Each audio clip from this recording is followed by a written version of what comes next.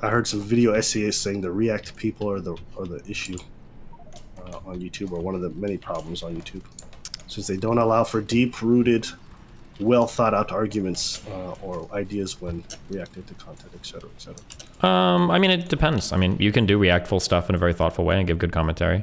The vast majority of video essayists are dog shit. They don't know anything they're talking about, and their content is shit. So I mean, like, I'm not going to sit here and say like, big beef with the video essay people. Right? What? What's your beef with these people?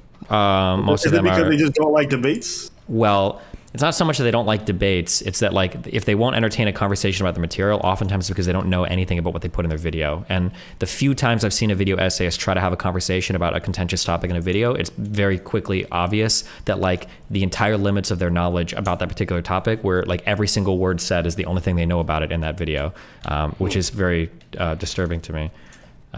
So yeah, I have a very low opinion of like video essayists. I think they tend to be pretty stupid. But like, I mean, but regardless, so you can have shitty reactors and you can have good reactors. You can have good video essays. You can have shitty video essays. It just depends.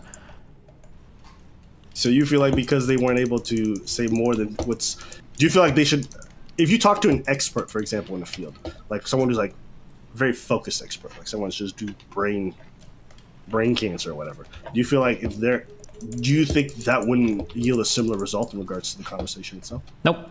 The way that I always put it is that, like, if I were to do like a 10-minute video on a topic, I could probably talk for like 10 hours on that topic. Like if we were to talk about any of the manifestos I've done, like the Kebbels Manifesto, like there was so much reading and research that went into that. I could talk so much about any of the clips I use or anything, or for any of my little manifesto things is going to be like that, or for any subject matter that I have, any type of expertise in, so like music stuff or whatever. The idea of putting together a 10-minute video and that video has every nugget of knowledge I know shows to me that, like, you haven't taken the time to properly educate yourself enough to contextualize the information that you have. You can't make a 10-minute video with 10 minutes of knowledge, because then you don't even know like what the context of that 10 minutes of knowledge is in. You don't know what it sits in, and that's kind of necessary for like deeper topics to dive into, I think. Ooh.